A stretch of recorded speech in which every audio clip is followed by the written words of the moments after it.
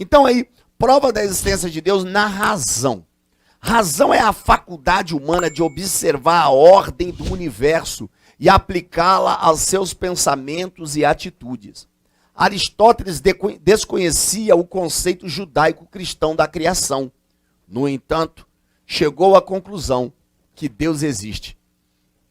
Seu argumento está no movimento dos seres, a ordem existente no mundo, nos graus da perfeição e nas experiências psicológicas. Com esses 4 argumentos aqui, Aristóteles, o filósofo, Aristóteles, esse filósofo grego famosíssimo, né? É um dos grandes ícones da filosofia. Aristóteles viveu no ano 385 antes de Cristo. Ele não tinha essa noção judaica e nem judaico-cristão acerca da existência de Deus. Mas Aristóteles, ele também vai falar de teologia, ele também vai falar da existência de um ser.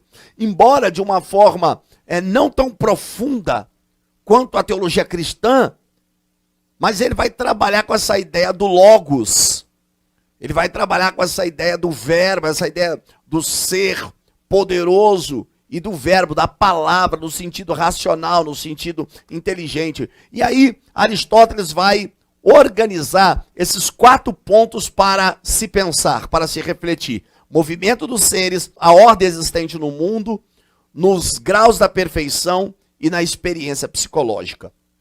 E aí nós vamos ver aí, em cada slide, esses 4 tópicos que Aristóteles montou para falar da existência de um ser supremo, de Deus, à luz da razão. Ok? Vamos ao nosso próximo slide, movimento dos seres. Então, pela lógica, qualquer movimento supõe uma força externa atuando sobre o ser. O que Aristóteles chamou de motor.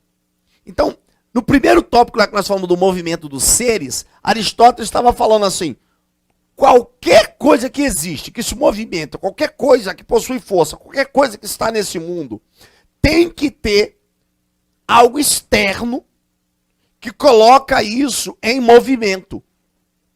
Isso que coloca toda essa situação em movimento tem que ser externo, tem que vir de fora, não pode ser de dentro. Então o mundo existe, a natureza, a fauna, a flora existe, o ser humano existe. Mas o que move tudo isso? Qual é o ponto de partida? Ele diz, não pode ser isso interno, isso tem que ser externo. Tem que vir de fora. Alguém tem que ser responsável por isso. Ora, eu tenho aqui uma apostila. A apostila não pode ser examinada no seu processo de formação, no seu sentido interno. Tem que ser no seu sentido externo. Alguém a formulou. Alguém a preparou. Por isso ela está aqui. Porque alguém a preparou.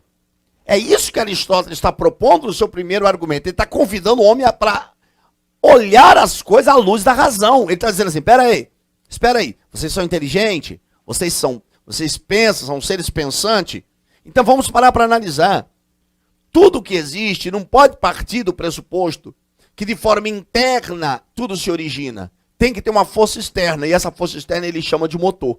Ele diz que cada motor recebe o movimento de outro, e assim por diante.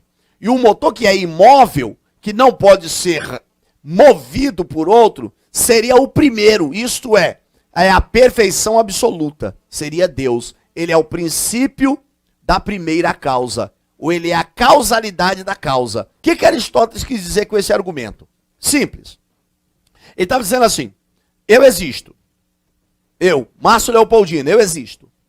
Agora, eu existo porque tem que ter alguém que me gerou antes, que seria esse motor.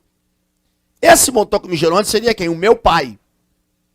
Mas se o meu pai existe, porque existe um motor, alguém que o gerou antes, que seria o meu avô.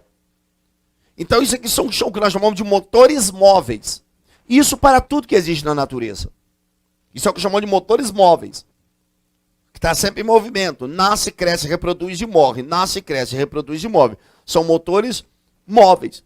Só que Aristóteles está dizendo, espera aí. Tem que ter um motor imóvel. O ponto de partida, o ponto da ignição. Porque você vai estar sempre voltando. E eu usei como exemplo na questão da árvore genealógica sua. Você está sempre voltando, pai, filho, avô, bisavô, tataravô, mas você vai chegar em um ponto de partida.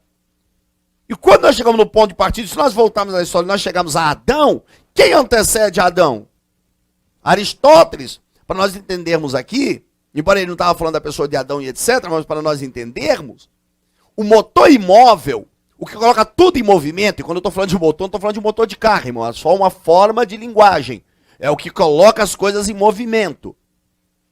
Então, esse motor imóvel, o princípio e a base de tudo, tem que ser Deus. Então, Aristóteles está, por intermédio do que nós chamamos aí, a força através dos movimentos, ele está dizendo, o homem vai a Deus. Através do conhecimento psicológico.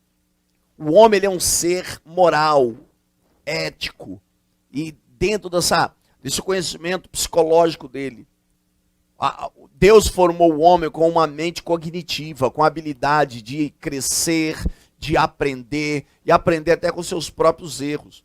Psicologicamente, o homem, ele começa nessa somativa de sentimento, de pensamento, de emoções, ele consegue vislumbrar a Deus. À luz da razão, como Aristóteles propõe, pelo movimento dos seres, ele está provando a existência de Deus. Ou tentando levar as pessoas a pelo menos pensar, refletir sobre a existência de Deus. Ele usa um outro argumento, aliás, tem um outro argumento, falando da existência de Deus, que é chamado a prova da existência de Deus no universo e na natureza. Prova da existência de Deus na natureza. Vamos ver aí em relação ao universo. Sol, lua, os planetas, a terra, vegetação, a fauna, a flora, como prova da existência de Deus. Bem, rotação. O movimento da terra em torno do seu eixo em 24 horas. Imagina, nós sabemos que a terra gira em torno do sol.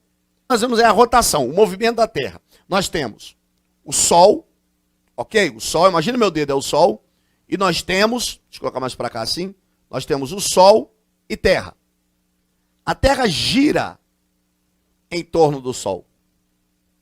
Esse movimento da terra girando em torno do sol é chamado de translação. Dura 365 dias. Ok? A terra gira em torno do sol e ela, para dar um giro completo, dura 365 dias. Enquanto ela está girando em torno do sol, no seu eixo central, ela gira em torno de si mesmo. Isso é chamado de rotação. Num período de 24 horas. Então ela está na rotação, período de 24 horas para ela dar um giro completo.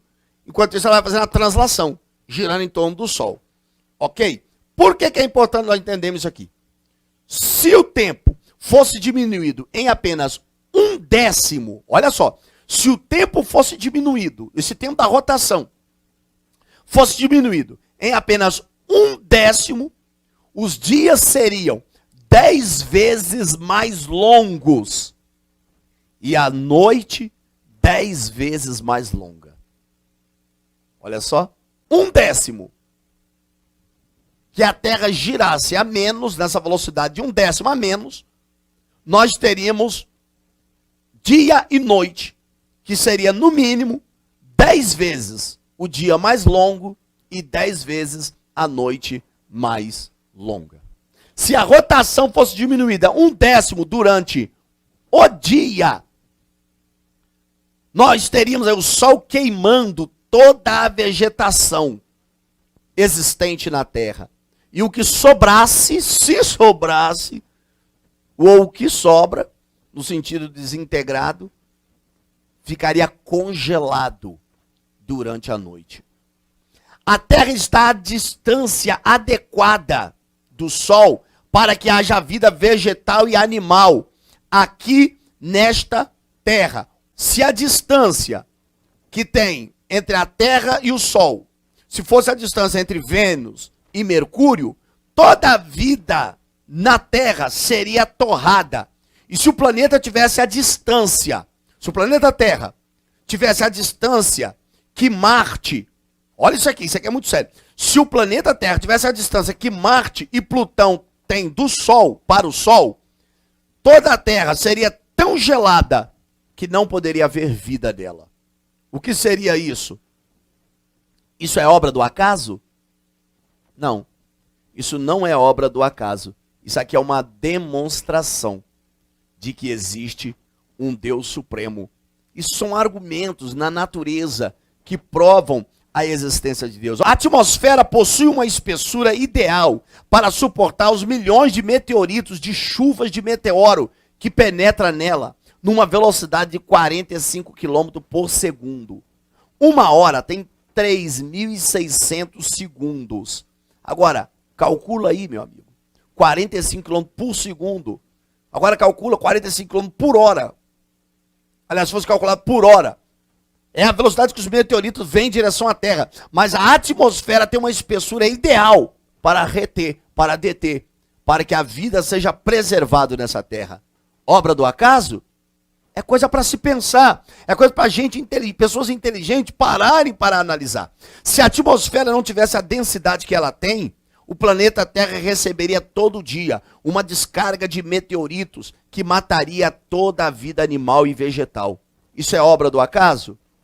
Não. A Terra tem a densidade exata. Isso não é obra do acaso. A Lua está a uma distância da Terra de 384 mil quilômetros da Terra. Se tivesse 80 mil quilômetros a menos da Terra, as marés invadiriam a Terra 2 vezes ao dia. E se a Terra tivesse o mesmo diâmetro da Lua, a Terra não teria capacidade gravitacional para segurar as águas ou a atmosfera. Se a Terra fosse o dobro no seu diâmetro, a pressão atmosférica seria tão grande que dificilmente haveria vida aqui. Isso é obra do acaso? Não. Isso é uma maneira de Deus dizer: eu amo, eu sou criador, eu sou arquiteto, e eu deixei uma assinatura em tudo que eu criei para que o homem saiba que eu fiz.